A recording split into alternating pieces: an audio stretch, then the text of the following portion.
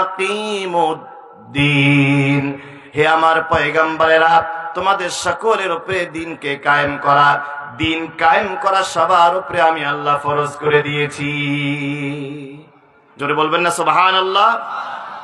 এখানে ভালো করে বুঝেন, এখানে আছেন আদম, এখানে আছেন নূহ আলাইহিস সালাম, যিনি সর্বপ্রথম নবীদের পরেই, আবার আছেন সর্বশেষ নবী মুহাম্মদ সাল্লাল্লাহু আলাইহি সাল্লাম। এই সমস্ত নবীদের মধ্যে শরীয়তের বিধানের পার্থক্য ছিল। যেমন আদম আলাইহিস সালামের জামানায় নিজের ভাই তার বোনকে বিবাহ করতে পারত। এর কারণ হলো তৎকালীন সময়ে সবাই ছিল আপন ভাই এবং বোন। আদমের সন্তানেরা সবাই আপন ভাই বোন ছিল না, তো বিবাহ তো করতেই হবে। তৎকালীন শরীয়তে আপন ভাই বোনের বিবাহ জায়েজ ছিল। এখন আপনি করতে পারবেন?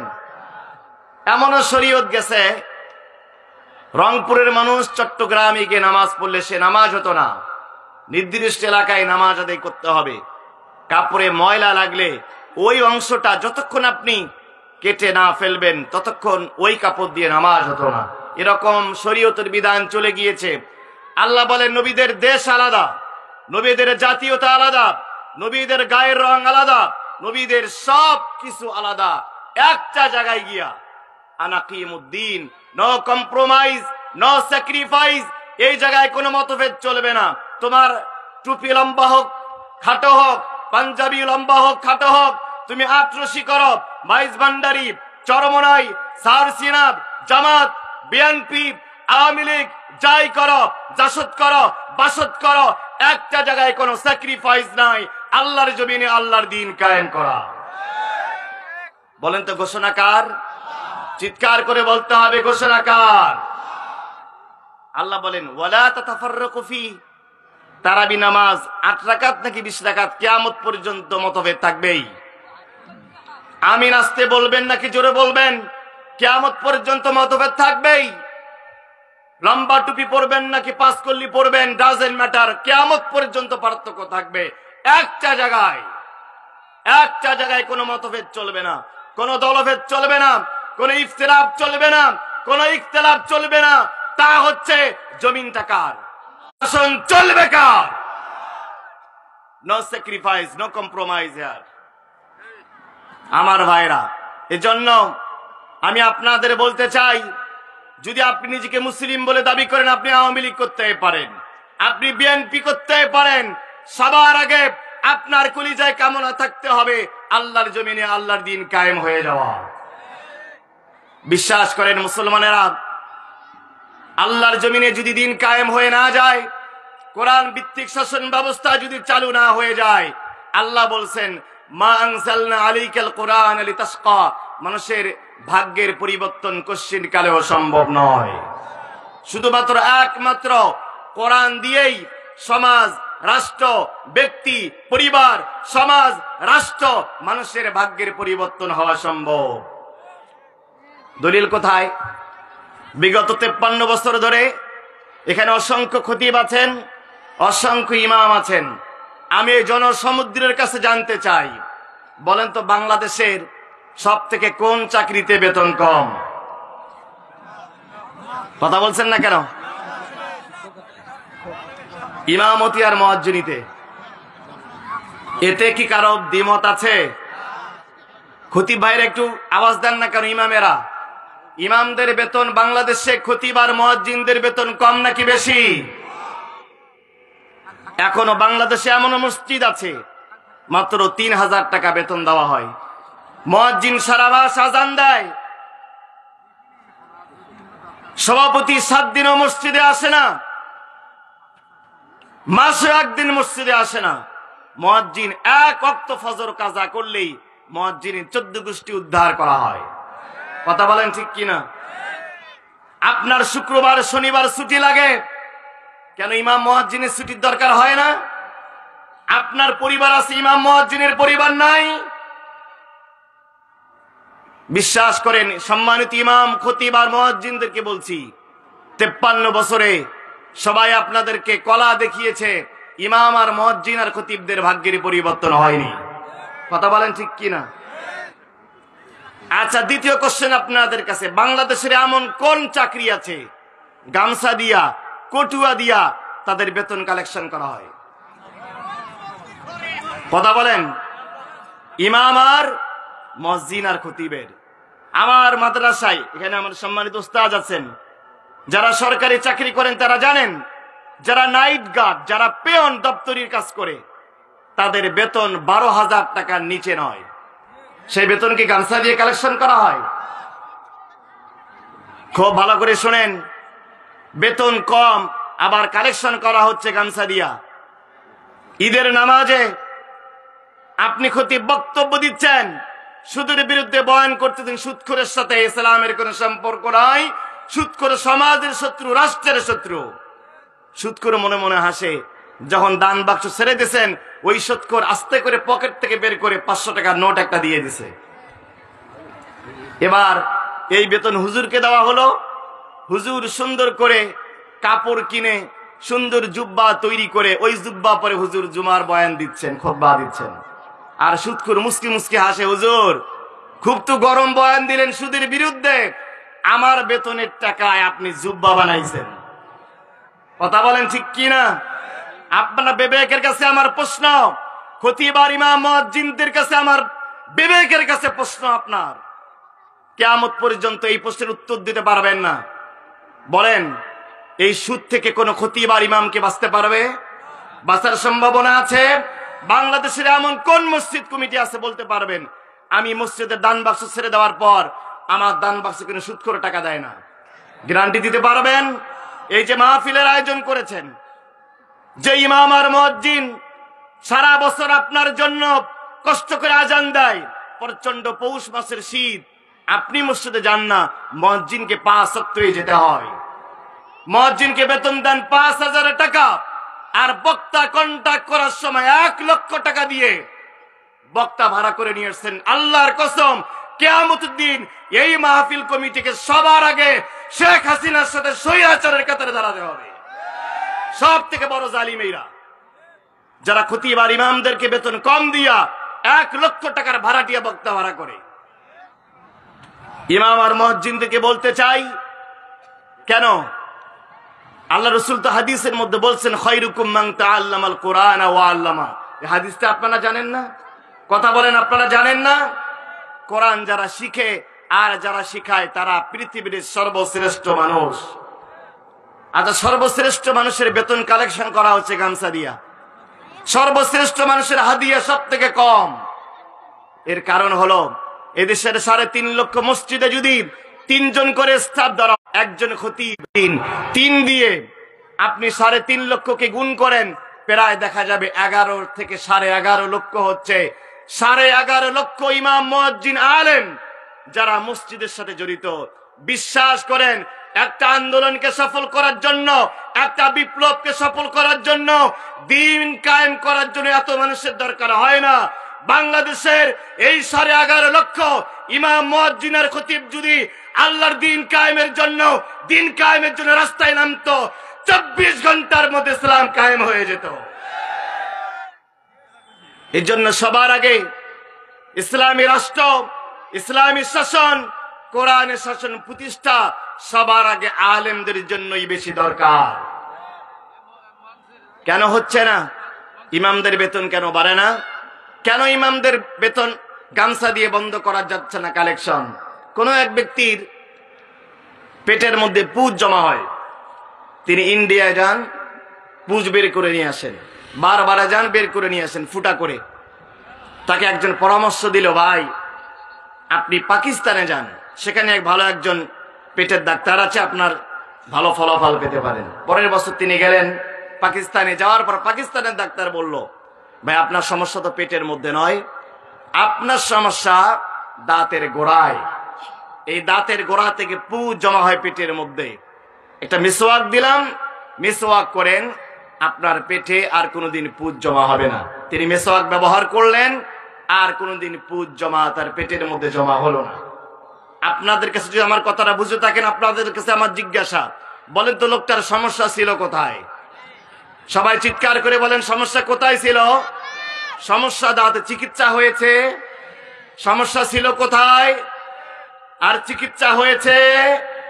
ঠিক একইভাবে এই কোরআন আছে মাদ্রাসায়, অসংখ্য ছেলে মেয়েরা হাফেজ হচ্ছে।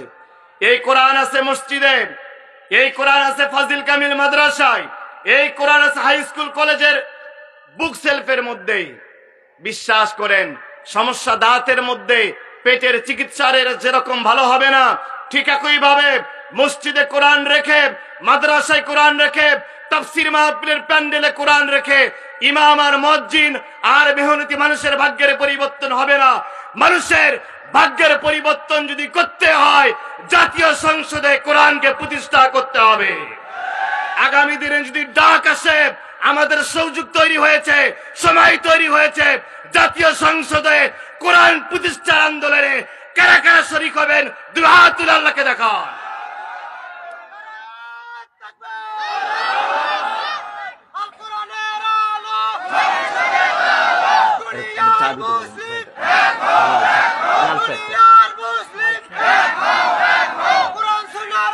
আলহামদুলিল্লাহ ভাইরা আমার কথা কি বুঝতেছেন? রাগ করতেছেন? এজন্য আল্লাহ বলছেন, মা আনজালনা আলাইকাল কুরআন লিতাশকা। কোরআন আমি দিয়েছি আয়না করে থাকবা, তোমাদেরকে আয়না করে নির্যাতন করা হবে, জেলখানায় যাবে, ফাঁসির মঞ্চে যাবে না। কোরআন দিয়েছি, কোরআন ওয়ালারাই হবে পৃথিবীর সর্বশ্রেষ্ঠ মানুষ। এজন্য আমরা বলি, আগামীর বাংলাদেশ আল কোরআনের বাংলাদেশ, আগামীর সূর্য আল কোরআনের সূর্য, আগামীর সংসদ কোরআনের সংসদ ইনশাআল্লাহ। আমার ভাইরা, আল্লাহ রাব্বুল আলামিন তার রাসূলকে পাঠিয়েছেন সমস্ত আদিয়ানে বাতিলের উপরে দ্বীনকে বিজয় করার জন্য।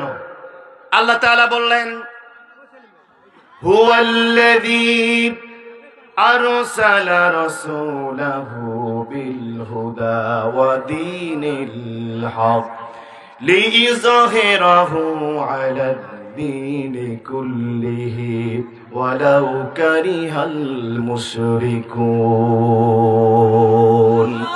আল্লাহ বলেন, হে আমার হাবিব, দুইটা জিনিস আপনাকে দিলাম দ্বীনকে বিজয় করার জন্য। এক নাম্বার হলো বিল হুদা। হুদা মানে এখানে কোরআনুল কারীম, হুদা মানে কোরআন। সূরা বাকারার শুরুতে আল্লাহ বলছেন, যালিকাল কিতাবু লা রাইবা ফীহি হুদাল লিল মুত্তাকিন। আল্লাহ বলেন, কোরআন দিলাম দ্বীনকে বিজয় করার জন্য এক নম্বরে, ও দ্বীনিল হক দুই নম্বরে দিলাম ইসলামকে। কোরআন আর ইসলাম দিয়া পৃথিবীতে আপনি দ্বীনকে বিজয় করবেন, বলেন সুবহানাল্লাহ। আমার ভাইরা, কোরআনকে আল্লাহ দিলেন দ্বীন বিজয় করার জন্য। কোরআন, আজকে আমরা বৈষম্য মুক্ত বাংলাদেশ গড়ার স্বপ্ন দেখছি।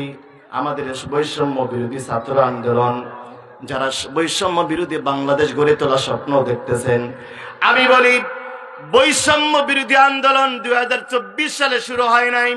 আজ থেকে ১৫০০ বছর আগে মুহাম্মদ রাসূলুল্লাহ তিনি সর্বপ্রথম বৈষম্য বিরোধী আন্দোলন শুরু করেছেন। কিভাবে? রাসূলের বয়স তখন 4 মাস। হালিমাতুস সাদিয়ার বাড়িতে তায়েফে নবীজি, হালিমাতুস সাদিয়ার বাড়িতে যাওয়ার পরে নবীজি তিনি দুধ পান করতেন। হালিমাতুস সাদিয়ার আর একজন সন্তান ছিল, যাকে তিনি দুধ পান করাতেন। বিশ্বনবী জনাবে মুহাম্মদ রাসূলুল্লাহ যতদিন তিনি দুধ পান করেছেন, একটা স্তন থেকে পান করেছেন, আর একটা স্তনে তিনি কোনোদিন মুখ লাগান নাই। সব যতদিন তিনি হালিমাতুস সাদিয়ার বাড়িতে ছিলেন, একটা স্তন থেকে পান করেছেন। দ্বিতীয় স্তনটা ছিল আর একজন ভাইয়ের হক, তিনি মানুষের হক নষ্ট করেননি। শৈশব কাল থেকেই আমাদেরকে বিশ্বনবী শিশুকাল থেকে আমাদের শিক্ষা দিয়েছেন, বৈষম্য বিরোধী সমাজ আর রাষ্ট্র গঠন করার কথা তিনি আমাদের শিক্ষা দিয়ে গেছেন, বলেন সুবহানাল্লাহ। কোরআনটা বৈষম্য মুক্ত। দেখেন, তা কোরআনে আল্লাহ রাব্বুল আলামিন 9 ব্যক্তির নামে 9টা সূরা দিয়েছেন। সুবহানাল্লাহ বলবেন না? কোরআনে 9 ব্যক্তির নামে 9টা সূরা আছে। একটু মাস্টার বাড়া দেন তো। দেখেন, 6 জন নবী, সূরা ইউনুস, সূরা হুদ, সূরা ইউসুফ, সূরা ইব্রাহিম, এরপরে সূরা মুহাম্মদ, সূরা নূহ, 6 জন নবীর নামে আল্লাহ সূরা দিলেন, নবীদেরকে বাদ দিলেন না। আল্লাহ আর একজন ওলির নামে সূরা দিলেন, যার নাম হচ্ছে লোকমান হাকিম। সুবহানাল্লাহ বলবেন না? নবীর নামে সূরা দিলেন, আবার ওলির নামে সূরা দিলেন। মহিলারা আবার আন্দোলন করতে পারে, হুজুর আল্লাহ পুরুষদের নামে শুধু সূরা দিল, আমাদের মহিলাদের নামে আল্লাহ সূরা দিল না। আল্লাহ একজন মহিলার নামে সূরাত মারিয়াম নামে সূরা দিলেন। আল্লাহ দিলেন নবীদের নামে, ওলির নামে, আবার মহিলাদের নামে। আল্লাহ বলেন মানুষ 3 প্রকার, কাফের, মুমিন আর মুনাফিক। আল্লাহ তাআলা কাফেরের নামে সূরা দিলেন সূরাতুল কাফিরুন, আবার মুমিনদের নামে সূরা দিলেন সূরাতুল মুমিনুন, আবার মুনাফিকদের নামে সূরা দিলেন সূরাতুল মুনাফিকুন। আর এই কোরআনটা কত একটা বৈষম্য মুক্ত কিতাব। নবীদের নামে সূরা, ওলির নামে সূরা, মহিলার নামে সূরা, কাফেরের নামে সূরা, মুমিনদের নামে সূরা, আবার মুনাফিকদের নামেও। প্রশ্ন আসতে পারে, দুনিয়াতে যারা জালিম ছিল, আল্লাহ একজন জালিমের নামে একটা সূরা দিলেন, যেন জালিমেরা বলতে না পারে যে আল্লাহ আমাদের নামে কেন সূরা দিল না। আল্লাহ সূরা লাহাব নামে একজন কট্টর জালিমের নামে আল্লাহ কোরআনে সূরা দিলেন। বলেন সুবহানাল্লাহ। কোরআন বৈষম্য মুক্ত একটা কিতাব, আল্লাহও বৈষম্য মুক্ত। সূরা ফাতিহা প্রতিদিন পড়ছেন আলহামদুলিল্লাহি রাব্বিল। আল্লাহ কিন্তু বলেন নাই আলহামদুলিল্লাহি রাব্বিল মুসলিমিন, শুধু মুসলমানদের প্রতিপালক। আল্লাহ বলেন নাই আলহামদুলিল্লাহি রাব্বিল মুত্তাকিন। আল্লাহ বলেন নাই আলহামদুলিল্লাহি রাব্বিল মুহসিনিন। আল্লাহ বলছেন আলহামদুলিল্লাহি রাব্বিল আলামিন। হোক না সে কাফের, হোক না মুনাফিক, হোক না বৌদ্ধ, হোক না আশরাফ, হোক না আস্তিক, হোক না নাস্তিক, কাফের, বৌদ্ধ, নাসারা, ইমানদার, বেঈমানদার, আস্তিক, নাস্তিক, খাটো, নিচু, উঁচু, লম্বা, রাজা, প্রজা, প্রত্যেকটা মাখলুকাতের জন্য আমি রব্বুল আলামিন। আচ্ছা বলেন তো, আল্লাহ বৈষম্য মুক্ত নাকি বৈষম্য যুক্ত? কোরআনটাও বৈষম্য মুক্ত। আল্লাহ বলছেন সূরা নাম 90 নম্বর আয়াত, ইন হুয়া ইল্লা যিকরা লিল আলামিন। আল্লাহ বলেন আলহামদুলিল্লাহি রাব্বিল আলামিন, কোরআন হচ্ছে যিকরা লিল আলামিন। আল্লাহ বলেন নাই ইন হুয়া ইল্লা যিকরা লিল মুসলিমিন, ইন হুয়া ইল্লা যিকরা লিল মুত্তাকিন। আল্লাহ বলেন এই কোরআন থেকে যারা হেদায়েত চাবে, যারা উপদেশ চাবে, আল্লাহর কোরআন সবাইকে হেদায়েত দান করবে। আবার নবীজি বৈষম্য মুক্ত। আল্লাহ বলেন ওমা আরসালনাকা ইল্লা রাহমাতাল লিল আলামিন। আল্লাহ রাব্বুল আলামিন আর হাবিব রাহমাতাল লিল আলামিন।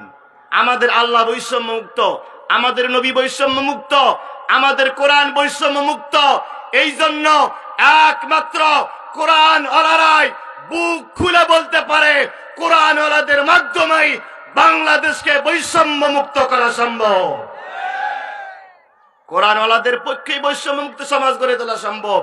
আমাদের আল্লাহ বৈষম্য মুক্ত, আমাদের নবী বৈষম্য মুক্ত। আমরা যে কোরআনের কথা বলি সেই কোরআনটাও বৈষম্য।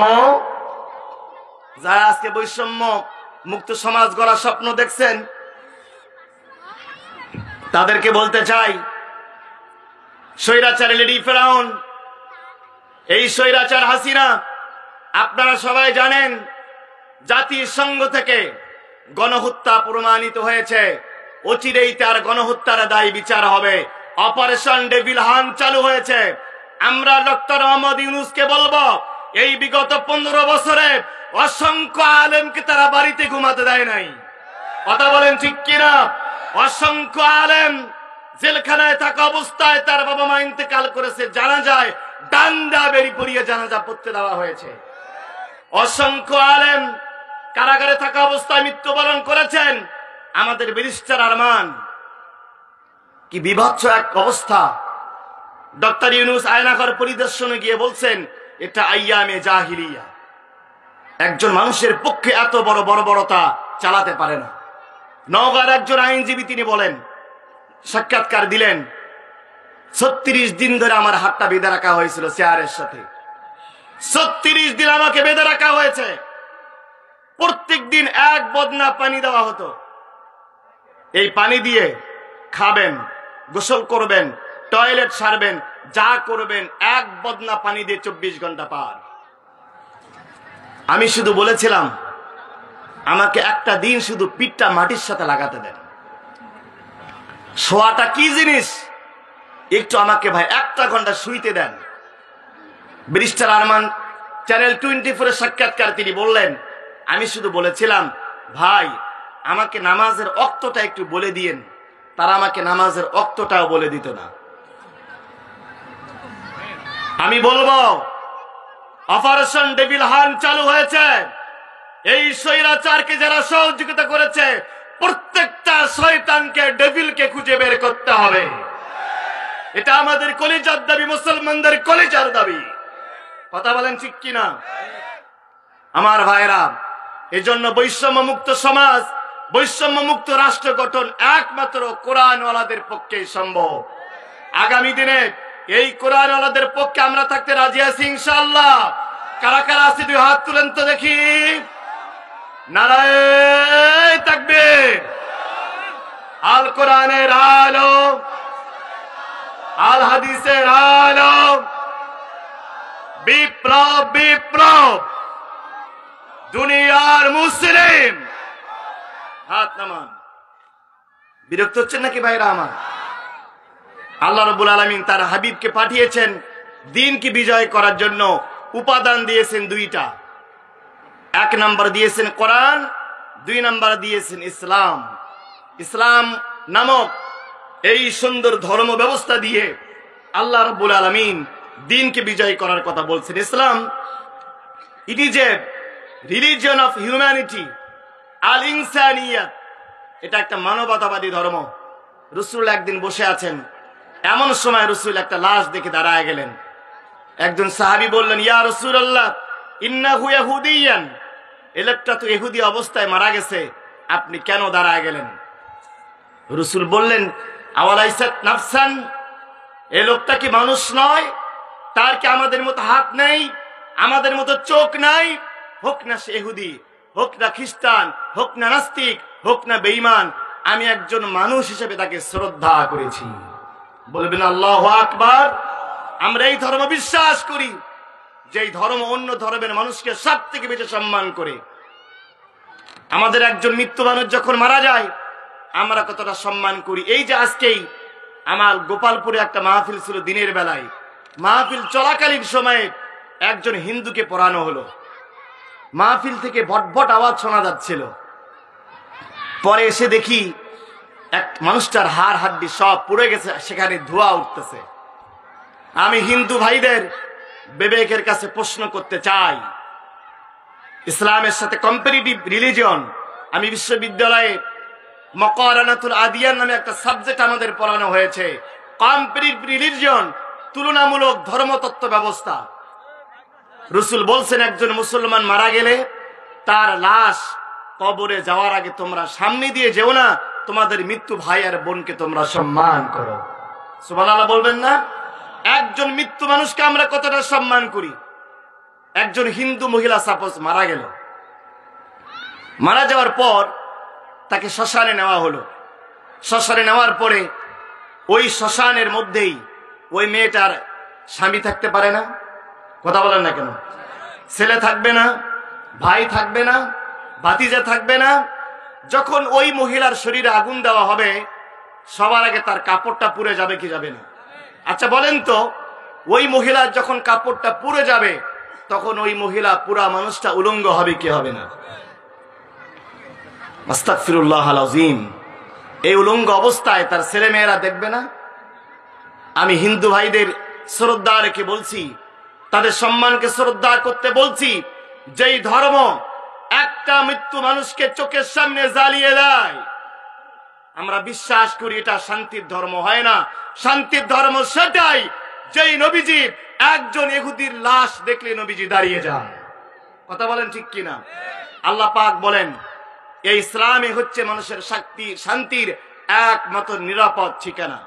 আল্লাহ বলছেন, ওয়ামান ইয়াবতাগি গায়রাল ইসলামি দীনান ফালান ইয়াকবালা মিনহু ওয়া হুয়া ফিল আখিরাতি মিনাল খাসিরিন। আল্লাহ বলেন ইসলাম ছাড়া অন্য কোন মতবাদ যারা গ্রহণ করবে, কমিউনিজম, সেকুলারিজম, ন্যাশনালিজম, ক্যাপিটালিজম, মানুষের তৈরি করা যত আইন আছে, যত মতবাদ আছে, এই মতবাদ যারা গ্রহণ করবে তাদের কোন আমল আল্লাহ গ্রহণ করবেন না। কিয়ামতের দিন তারা জাহান্নামী হবে। বলেন নাউজুবিল্লাহ। আমার ভাইরা, দিন কায়েমের জন্য, দিন কি বিজয় করার জন্য আল্লাহ তার রাসূলকে পাঠিয়েছেন। আল্লাহ তাআলা বলতেছেন, ইয়া আইয়ুহাল্লাযীনা আমানু হাল আদুল্লুকুম আলা তিজারাত তুনজিকুম মিন আযাবিন আলীম। আল্লাহ তাআলা বলেন, ইয়া আইয়ুহাল্লাযীনা আমানু, হে ঈমানদারেরা, হাল আদুল্লুকুম আলা তিজারাতিন, আমি কি তোমাদেরকে এমন একটা ব্যবসার কথা বলবো না, এমন একটা বিজনেসের কথা বলবো না, তুনজিকুম মিন আযাবিন আলীম, ওই ব্যবসা তোমরা যদি করো আল্লাহ তোমাদেরকে যন্ত্রণাদায়ক শাস্তি থেকে রক্ষা করবেন। আচ্ছা বলেন তো, এই ব্যবসাটা জানার দরকার আছে না নাই? সবাই বলেন, সেই ব্যবসাটা জানার দরকার আছে না নাই?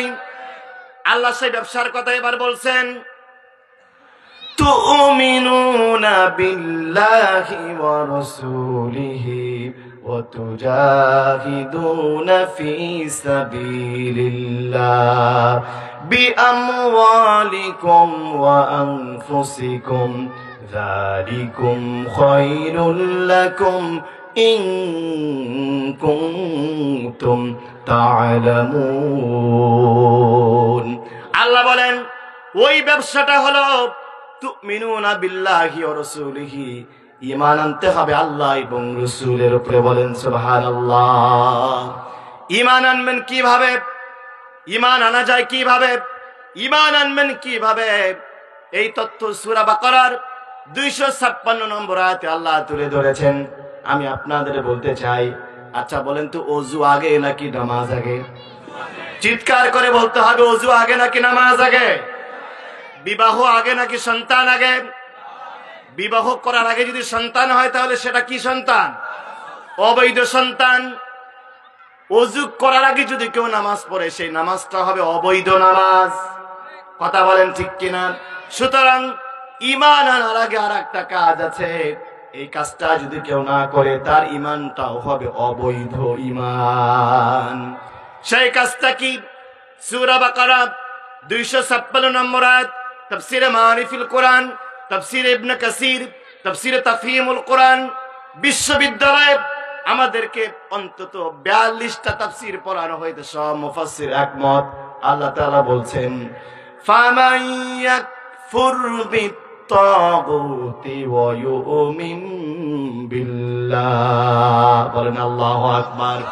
আল্লাহ তাআলা বলেন, ওযু আগে না করে যেরকম নামাজ হয় না, বিবাহ করার আগে সন্তান হলে যেরকম বৈধ হয় না, ঈমান আনার আগে আর একটা কাজ আছে, ওই কাজটা না করলে তার ঈমানটাও হয় না। সেই কাজটা হলো ফামান ইয়াকফুর বিত্তাগুত, তাগুতকে সবার আগে অস্বীকার করতে হবে। বলেন নাউজুবিল্লাহ। তাগুতকে সবার আগে, তাগুতকে তালাক দিতে হবে, তাগুতের সাথে সমস্ত রকমের সম্পর্ক ছিন্ন করতে হবে। বলবেন হুজুর, তাগুত কাকে বলে? তাগুতের ব্যাখ্যা নেন। তাগুত হলো সেই ব্যক্তি, সেই রাষ্ট্র, সেই আইন, যেই ব্যক্তি, যেই রাষ্ট্র নিজে আল্লাহর আইন মানে না আর মানুষকেও আল্লাহর আইন মানতে দেয় না। কথা বলেন ঠিক কিনা? কিভাবে মানতে দেয় না? যারা আমরা 5 ওয়াক্ত নামাজ পড়ি, দৈনিক 48 বার আল্লাহর সাথে ওয়াদা করতেছি, কমিটমেন্ট করতেছি, আল্লাহর সাথে প্রমিস করতেছি, সবাই বলতেছে, সবাই বলেন, ইয়াকা না'বুদু ওয়া ইয়াকা নাস্তাঈন। জানেন না আপনারা? সবাই পড়েন, ইয়াকা না'বুদু ওয়া ইয়াকা নাস্তাঈন। বলেন আল্লাহু আকবার। প্রত্যেকদিন নামাজের মধ্যেই আওয়ামী লীগ, বিএনপি, জাতীয় পার্টি, জাসদ, বাসদ, সারসিনা, চরমোনাই, মাইজ ভান্ডারী, সমস্ত রকমের মুসলমান, সব দলের মুসলমান এই আয়াতটা পাঠ করে কি করে না? সবাই বলছি, আল্লাহ সব জায়গায় গোলামি হবে কার? চিৎকার করে বলতে হবে, সব জায়গায় গোলামি হবে কার? খেয়াল করেন, নামাজের মধ্যে 48 বার করে ওয়াদা করতেছেন, সব জায়গায় গোলামি করব আল্লাহ তোমার।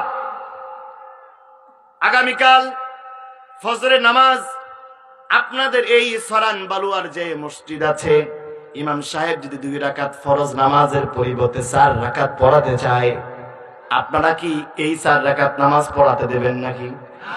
কেন দেবেন না? রুকু বেশি, সেজদাও বেশি হবে, তেলাওয়াতও বেশি হবে, সওয়াবও তো বেশি হওয়ার কথা, কিন্তু আপনারা কি কেউ এটা করতে দেবেন? কথা বলেন না কেন? এটা আওয়ামী লীগ মানবে, বিএনপি মানবে, জাতীয় পার্টি, জাসদ বাসদ, নামাজি বেনামাজি কেউ মানবে না। সবাই বলবে হুজুর আপনি যাই বলেন না কেন, মসজিদে কিন্তু আল্লাহর আইন চলবে। কথা বলেন ঠিক কিনা? নামাজ 2 রাকাত আল্লাহর আইন, এজন্য এটা আপনার মন গড়া চলবে না। হুজুরকে কেউ 4 রাকাত ফরজ পড়তে দেবে না, 2 রাকাতে পড়বে। এই মুসল্লি, যেই মুসল্লি 2 রাকাত ফরজকে 4 রাকাত পড়তে দেয় না, যখন তিনি বিচারের কার্যালয়ে গেলেন, বিচারকের কার্যালয়ে গেলেন, সুপ্রিম কোর্টে গেলেন, জজ কোর্টে গেলেন, দায়রা জজ আদালতে গেলেন, যখন তিনি বিচারকের রায় দিচ্ছেন, আল্লাহ তাআলা বলেন ওয়াস-সারিকু ওয়াস-সারিকাতু ফাকতাউ আইদিয়াহুমা জাযাআম বিমা কাসাবা নাকালাম মিনাল্লাহ। আল্লাহ বলেন চোর এবং চুরনি যদি ধরা পড়ে তাদের হাত কেটে দাও। এবার এই বিচারক, যেই বিচারক ফজরের 2 রাকাত নামাজ 4 রাকাত পড়তে চায় না, ওই বিচারককে যখন বলবেন ভাই একটু আগে মসজিদে 4 রাকাত নামাজ আপনি পড়লেন না, 2 রাকাত আল্লাহর আইন, আল্লাহ তো বলছেন চোর ধরে হাত কেটে দাও, তখন দেখবেন বিচারকের মুখটা কিন্তু কালো হয়ে গেছে। কথা বলেন ঠিক কিনা? তিনি আর বিচারের ক্ষেত্রে গিয়া, বিচার করতে গিয়া আল্লাহর আইন মানলেন না, মানলেন তাগুতের আইন। কথা বলেন ঠিক কিনা? আল্লাহ বলেন বেটা তুমি তাগুত, মসজিদে মানো আল্লাহর আইন, আর বিচারের কার্যালয়ে, ইউনিয়ন পরিষদে, উপজেলা পরিষদে, জেলা পরিষদে, জেলা দায়রা জজ আদালতে, সুপ্রিম কোর্টে, হাইকোর্টে আল্লাহর আইন মানতে পারো না, তোমার এখনো ঈমান আনা হয় নাই। ওযু ছাড়া যেরকম নামাজ হয় না, আল্লাহর আইন সব জায়গায় না মানলেও ঈমান আনা হয় না। আল্লাহ বলেন ফামান ইয়াকফুর বিত-তাগুত, নামাজ তোমার পড়ে, তাফসীর মাহফিল পড়ে, আগে তোমার ওযু ঠিক করো। ওযু ঠিক না হলে যেরকম 1000 রাকাত নামাজ পড়ে কোনো লাভ নাই। আল্লাহর জমিনের প্রত্যেকটা জায়গায় যতক্ষণ পর্যন্ত শাসন ব্যবস্থা আল্লাহর আইন অনুযায়ী না চলবে, বিশ্বাস করেন মুসলমান, 16 কোটি মুসলমানের ঈমান ততদিন 100% হবে না, হবে না, হবে না। আল্লাহ বলেন তুমিনুনা বিল্লাহি ওয়া রাসূলিহি, ওযু ছাড়া যেরকম নামাজ হয় না, বিয়া ছাড়া যেরকম সন্তান বৈধ হয় না, তাগুতকে বাদ না দিলে, তাগুতের সাথে সম্পর্ক ছিন্ন না করলে তার ঈমানটাও বৈধ ঈমান হয় না। কথা বলেন ঠিক কিনা? আমার ভাইরা, আল্লাহ রাব্বুল আলামিন এবার বলতেছেন ওয়াতুজাহিদুনা ফি সাবিলিল্লাহ, তোমরা জিহাদ করো কার রাস্তায়? জোরে বলেন কার রাস্তায়? আল্লাহর রাস্তা এখন কোনটা? তাবলিগ জামাতের সাতপন্থীরা বলে আল্লাহর রাস্তায় আছি, জুবাইর পন্থীরা বলে আল্লাহর রাস্তায় আছি, চরমনাই বলে আল্লাহর রাস্তায় আছি, সারসিনাও বলতেছে আল্লাহর রাস্তায় আছি, মাইজ ভান্ডারি মুখের মধ্যে বিড়ি, মুখ থেকে গাঞ্জার গন্ধ, তারা বলে আল্লাহর রাস্তায় আছি। এরকম ভণ্ড এলাকায় আছে না নাই? ও শয়তানের পীরেরও দাড়ি নাই, মুরিদেরও দাড়ি নাই, হ্যাঁ নাকি আল্লাহর রাস্তায় আছে? মুখ থেকে গাজার গন্ধ আসে, বিড়ির গন্ধ আসে, সেও বলে হুজুর যাই করি না কিন্তু আমি কিন্তু তরিকতের মধ্যে আছি, আল্লাহর রাস্তায় আছি। এই জন্য আল্লাহ বলেন আল্লাহর রাস্তা কোনটা, এটা বলি দেওয়ার দায়িত্ব পীরের নয়, এটা পরিচয় দেওয়ার দায়িত্ব কোনো বক্তার নয়। রাস্তা কোনটা বলেন তো, এই পরিচয় করে দেওয়ার দায়িত্ব একমাত্র কার? আল্লাহর রাস্তা বলে দেওয়ার দায়িত্ব কার? আল্লাহ বলেন ওই রাস্তা কোনটা তা আমি আল্লাহ বলে দিয়েছি। সূরা নিসার 69 নম্বরে আয়াত আল্লাহ জানিয়েছেন, ওয়া মান ইউতিইল্লাহ ওয়ার রাসূল ফাউলাইকা মা'আল্লাযীনা আন'আমাল্লাহু আলাইহিম মিনান নাবিয়্যিন ওয়াস-সিদ্দীকিন ওয়াশ-শুহাদা'i ওয়াস-সালিহিন وحسن أولئك رفيقا। আল্লাহ বলেন ওই আল্লাহর রাস্তাটা হলো ওই রাস্তায় 1 নম্বর যে দলের লোক আছে তারা হচ্ছে নবীগণ। বলেন না সুবহানাল্লাহ। যেই রাস্তায় চলে গেছে নবী আলাইহিমুস সালাম ওটা আল্লাহর রাস্তা। এখন নবীগণ কোন রাস্তায় গেছেন সেই তথ্য আল্লাহ সূরা ইয়াসিনের 30 নম্বর আয়াতে তুলে ধরেছেন। আল্লাহ তাআলা বলেন, ইয়া হাসরাতান আলাল ইবাদি মা ইয়াতিহিম মির রাসূলিন ইল্লা কানু বিহি ইস্তাহজিউন। আল্লাহ বলেন, ইয়া হাসরাতান আলাল ইবাদ, আমার বড় আফসোস, আমার বড় আফসোস এমন একজন নবী রাসূল পাঠালাম না যেই নবীর সাথে তার উম্মতেরা দুর্ব্যবহার করেনি, ঠাট্টা করেনি, বিদ্রূপ করেনি, জাদুকর বলেনি, কবি বলেনি, সাহিত্যিক বলেনি, রাজাকার বলেনি, রাষ্ট্রদ্রোহী বলেনি। এমন একজন নবীও পাইলাম না যেই নবীর সাথে তার সমকালীন উম্মতেরা খারাপ ব্যবহার করে নাই। বলেন নাউজুবিল্লাহ। তার মানে কি নবীদের পথ হচ্ছে রিমান্ডের পথ, নবীদের পথ হচ্ছে জেলখানার পথ। নবীদের পথ সেইটাই যেই রাস্তায় চললে হালুয়া রুটি পাওয়া যায় না, জেলখানায় যেতে হয়। কথা বলেন ঠিক কিনা? অনেক হুজুর বিগত 15 বছরে জামাইয়া ধরেছিলেন, একদিনও তার বয়ান বন্ধ হয় নাই, তাফসীর বন্ধ হলো না, তার চাকরি গেল না, হুমকি আসলো না, তার বিরুদ্ধে কোনো জরিমানা হলো না, বরঞ্চ 15 বছরে এত প্রমোশন হয়েছে, এত প্রমোশন হয়েছে, 2 তলা থেকে বাড়ি হয়েছে 4 তলা। মনে রাখতে হবে এই সমস্ত সুবিধাবাদ হালুয়াখোর হুজুরেরা, এই সমস্ত হালুয়াখোর আলেমেরা নবীদের রাস্তায় নয়, এরা রয়েছে তাগুতের রাস্তায়। নবীদের পথটাই কষ্টের পথ, নবীদের রাস্তাটাই হচ্ছে হুমকি ধমকে জেল জুলুমের রাস্তা। এখানে যে সমস্ত আলেম বসে আছেন খোঁজ নিয়ে দেখেন, বিগত 15 বছরে ইসলামী আন্দোলনের সমস্ত লোকেরা যেই দোকানে বাজার করত, সাধারণ মানুষ ভয়ে সেই দোকানে বাজারও করত না। যেই চায়ের স্টলে এই মজলুম আলেমেরা যেই চায়ের স্টলে বসত, সাধারণ মানুষ ওই চায়ের স্টলে যেত না, তারা ভয় করত ওই লোকটার সাথে আমাকেও হয়তো বা জেলখানায় যাওয়া লাগতে পারে। মনে রাখতে হবে এটাই আল্লাহর পথ, এটাই নবীর পথ, এটাই দ্বীন কায়েমের পথ, এটাই জান্নাতের পথ। কথা বলেন ঠিক কিনা? আমার ভাইরা, আল্লাহ রাব্বুল আলামিন বলতেছেন এই পথে যদি আসতে পারো, এই রাস্তায় যদি চলতে পারো, তাহলে কি হবে? আল্লাহ রাব্বুল আলামিন বলতেছেন, আল্লাহ তাআলা বলেন, ওয়া হাদা সিরাতু রাব্বিকা মুস্তাকিমা, এই পথটাই হচ্ছে সিরাতুল মুস্তাকিম, আর এই রাস্তাটাই হচ্ছে জান্নাতুল ফিরদাউসের রাস্তা।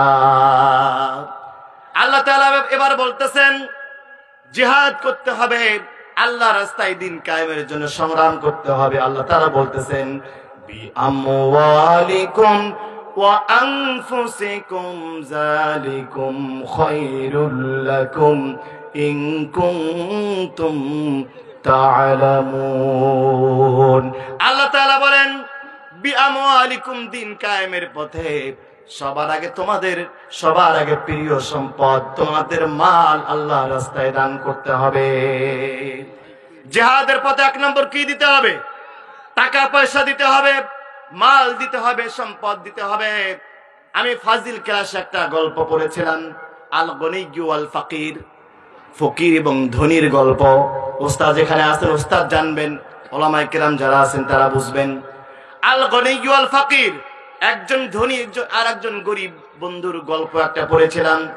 একজন লোক বের হয়েছে, কিছু দূর যাওয়ার পরে দেখতেছেন একজন ব্যক্তি পেটের মধ্যে হাত দিয়া তিনি মাটির সাথে গড়াগড়ি দিচ্ছেন, কান্নাকাটি করতেছেন।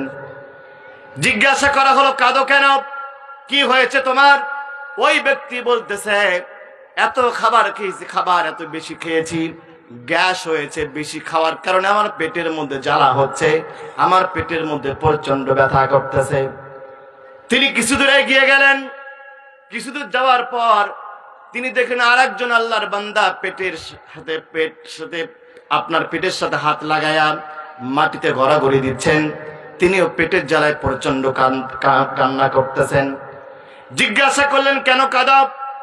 এ আল্লাহর বান্দা বলতেছে, 3 দিন ধরে আমার পেটের মধ্যে কোনো খাবার নাই, আমি না খেয়ে থাকার কারণে আমার পেটের মধ্যে বড় জ্বালা করতেছে, আমি পেটের জ্বালায় কান্না করতেছি।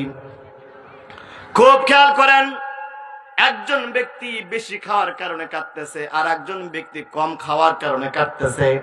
ইসলাম বলে, আল্লাহ তাআলা বলেন, বি আমওয়ালিকুম ওয়া আনফুসিকুম, যেই লোকটা বেশি খেলো আর যেই লোকটা কম খেলো, যেই লোকটা বেশি খেলো, এই বেশি খাবারটা যদি গরিব মানুষটাকে দিত, দুইজন ব্যক্তির একজনকেও কিন্তু কান্না করা লাগতো না। আল্লাহ বলেন, ওতুজাহিদুনা ফি সাবিলিল্লাহ বিআমওয়ালিকুম, এই জন্য দিন কায়েমের পথে, আল্লাহর পথে, দ্বীনের পথে, ইসলামের পথে দান করো, যাতে করে তোমার 10 টাকা যেই তুমি খাবারটা বেশি খাও, এই টাকাটা গরিবকে দাও, তাহলে গরিবও কাঁদবে না, আর গ্যাসের জ্বালাও ধনীকেও কাঁদতে হবে না। বলেন না সুবহানাল্লাহ। আমার ভাইরা এখানে যারা আছেন, আমি তাদেরকে জিজ্ঞাসা করতে চাই, আপনি ঢাকায় গার্মেন্টসে চাকরি করেন, ঈদ উল ফিতরে বাড়িতে এসেছেন, সাপোজ রবিবারের দিন অফিস খোলা, শনিবার রাত 10টার সময় ছুটি বাড়িতে গেছেন, যাওয়ার পরে দেখেন সব কাউন্টারে টিকিট বিক্রি শেষ হয়ে গেছে। হানিফ বাসের কাউন্টারের যে মালিক সে বলতেছে একটা সিট ফাঁকা আছে, একদম পিছনের সিটে আপনাকে ভাড়া, সেম ভাড়া দিতে হবে। আপনি যাবেন কি যাবেন না? কথা বলেন তো, যাবেন কি যাবেন না? আপনি যাবেন। ওই যিনি পিছনের সিটে বসলেন আর যিনি সামনের সিটে বসলেন, পার্থক্যটা কোথায়? যিনি পিছনের সিটে বসলেন একটু ধাক্কা বেশি লাগবে, ঝাঁকি বেশি হবে, জার্নিটা কমফোর্টেবল হবে না। যিনি প্রথম সিটে বসলেন তার জার্নিটা একটু কি হবে, কমফোর্টেবল হবে। ভাড়া কিন্তু এক, ড্রাইভার এক, গাড়ি এক, রাস্তা এক, গন্তব্য একটাই, শুধু পার্থক্য কেউ এই 6 ঘন্টা একটু আরামে যাবে, কেউ একটু কষ্টে যাবে। কথা বলেন ঠিক কিনা? ঠিক একই ভাবে এই পৃথিবীতে আল্লাহ 2 শ্রেণীর মানুষ সৃষ্টি করেছেন। আল্লাহ কাউকে প্রথম সিটে রেখে ধনী বানিয়েছেন, আল্লাহ কাউকে গরিব বানিয়ে বাসের শেষ সিটে রেখে দিয়েছেন। কেউ গরুর গোশত দিয়ে খাচ্ছেন, কেউ ডাল দিয়ে খাচ্ছেন, কেউ 2 তলা বিল্ডিং এ থাকছেন, কেউ কুড়ে ঘরে থাকতেছেন। রাস্তা একটাই, কাফনের কাফন, গরিবেরও 3টা, ধনীরও 3টা। আপনার জন্য 4 তাকবীরে জানাজা, গরিবের জন্য 4 তাকবীর, ধনীর জন্য 4 তাকবীর। আপনার জন্য 3.5 হাত কবর, ধনীর জন্য যা, গরিবের জন্য তা। আপনার জন্য 3টা প্রশ্ন, গরিবেরও তা, ধনীর জন্য তা। পার্থক্য একটাই, কেউ হয়তো বা গরুর গোশত দিয়ে খাচ্ছেন আর কেউ আলুর ভর্তা দিয়ে খাচ্ছেন। কথা বলেন ঠিক কিনা? এর বাইরে কিচ্ছু নাই।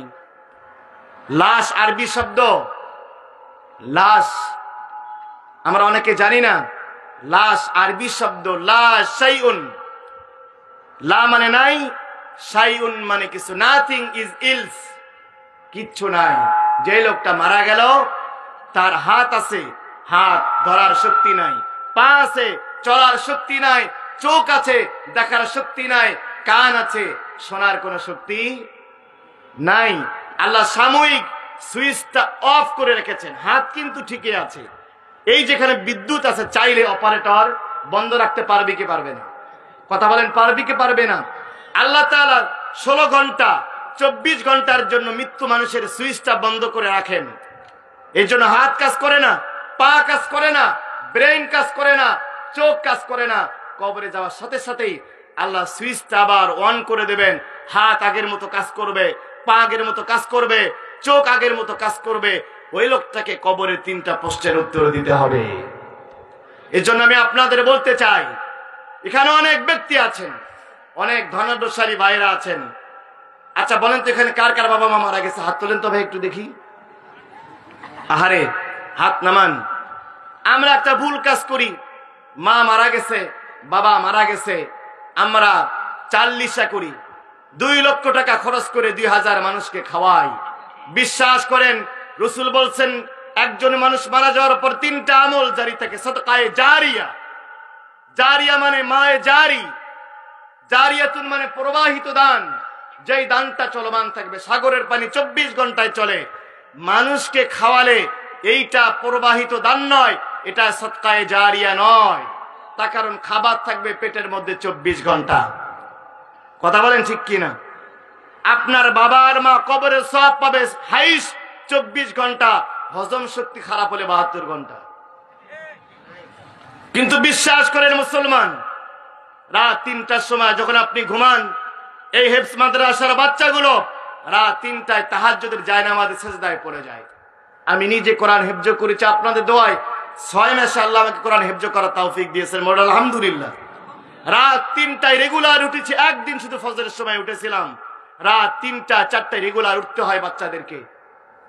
আপনার বাবা মারা গেছে, মা মারা গেছে, বাবার সম্পত্তি ভোগ করছেন, বাবার বাড়িতে বসবাস করছেন, কিচ্ছু করতে পারেন না। এই মাদ্রাসার জন্য, কোরআনের পাখিদের জন্য 10,000 টাকা দিয়ে যান। বিশ্বাস করেন, এখান থেকে হাফেজ হবে।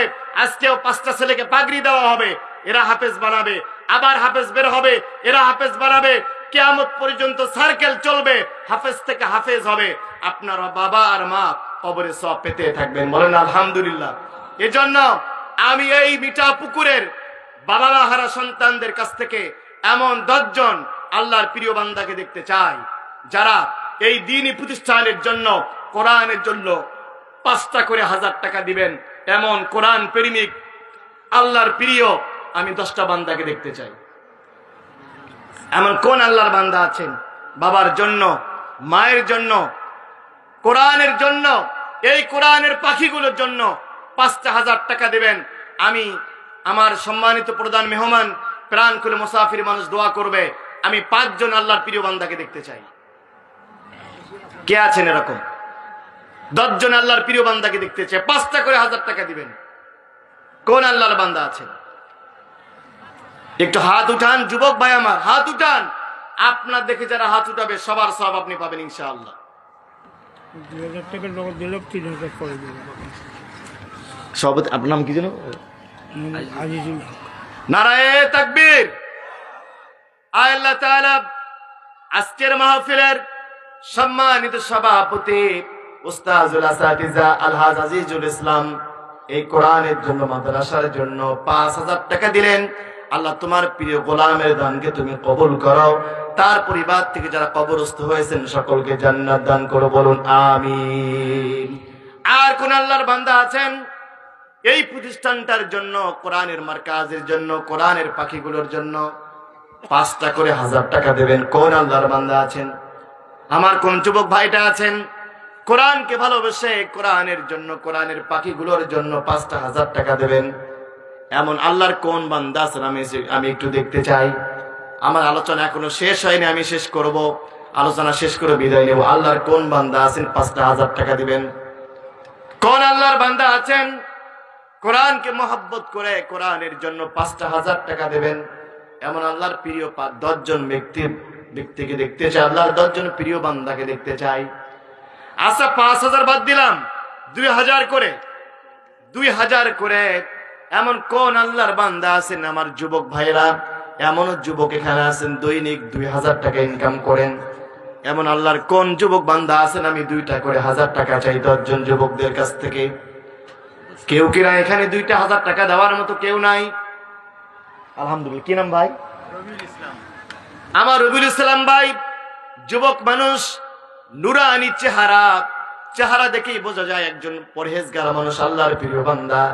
আমার রবিউল ইসলাম ভাই, আল্লাহ তোমার কোরআনের জন্য 2টা 1000 টাকা দিলেও আমার প্রিয় ভাইটাকে তুমি কোরআনের জন্য কবুল করো, তার পরিবার থেকে যারা কবরস্থ হয়েছেন সকলকে জান্নাত দান করো, বলুন আমিন।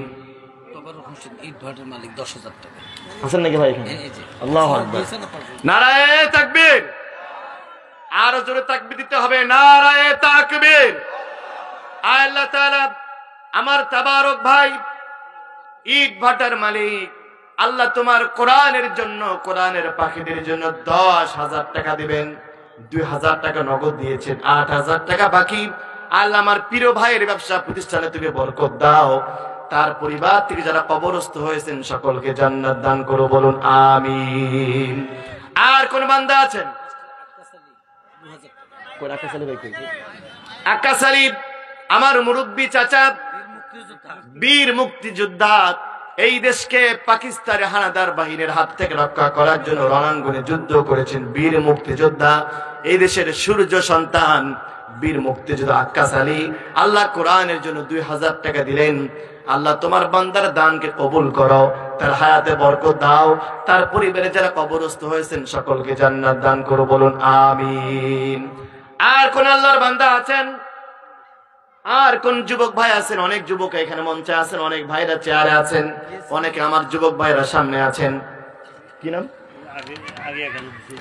আলহামদুলিল্লাহ। কি নাম ভাই? ইয়াসিন আলী। ইয়াসিন আলী ভাই আমার, ইয়াসিন আলী ভাই 1500 টাকা দিবেন। আগে 1000 দিয়েছেন, আবার 500 দিলেন। আল্লাহ আমার প্রিয় ভাইয়ের দানকে তুমি কবুল করে নাও, তার পরিবার থেকে যারা কবরস্থ হয়েছেন সকলকে জান্নাত দান করো, বলুন আমিন। আর কোন যুবক ভাই আছেন?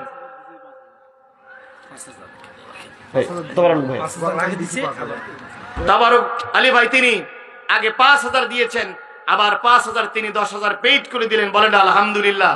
আল্লাহ আমার প্রিয় ভাইয়ের ব্যবসা প্রতিষ্ঠানকে কবুল করো, তার পরিবারের উপর তোমার খাস রহমত বরকত নাযিল করো। আর কোন ভাই আছেন?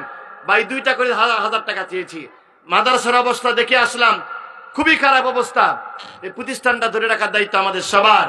কোরআনের পাখিগুলোর জন্য, কোরআনের জন্য আমি 2টা করে 1,000 টাকা চেয়েছি। কি নাম ভাই? সুলতান হোসেন। কত? আলহামদুলিল্লাহ।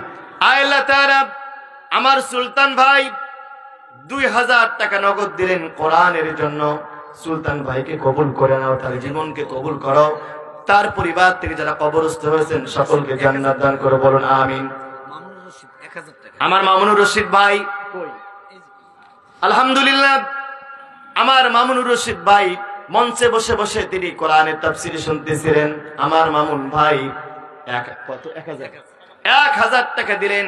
আল্লাহ আমার যুবক ভাইটাকে তুমি কবুল করে নাও, তার পরিবার থেকে যারা কবরস্থ হয়েছেন সকলকে জান্নাত দান করো, বলুন আমিন।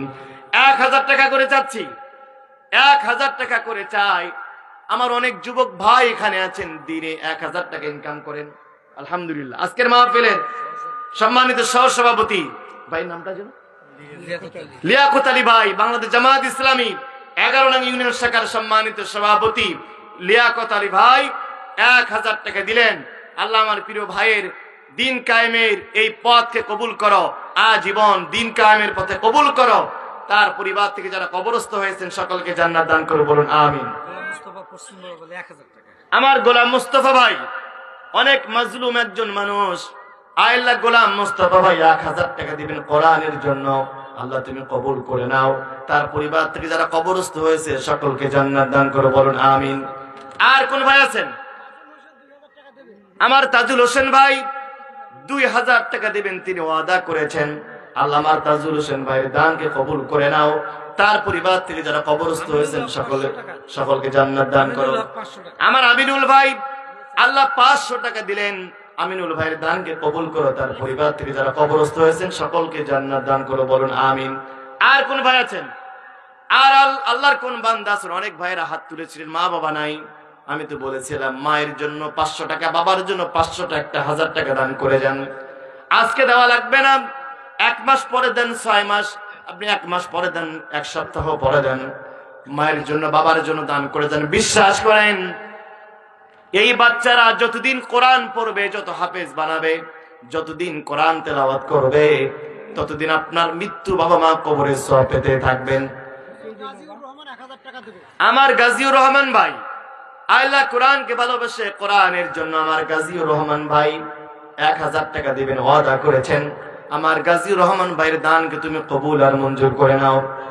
আল্লাহ তাআলা তোমার বান্দা যারা কোরআনের জন্য দান করছে আল্লাহ তুমি কবুল করো। মহিলা প্যান্ডেলে যে সমস্ত মা বোনেরা আছেন, আমি এখন একজন মহিলার নাম জানতে পারলাম না, আমার মহিলা মা বোনেরা তারা নামগুলো পাঠান, তাদের জন্য আমরা দোয়া করে দেব।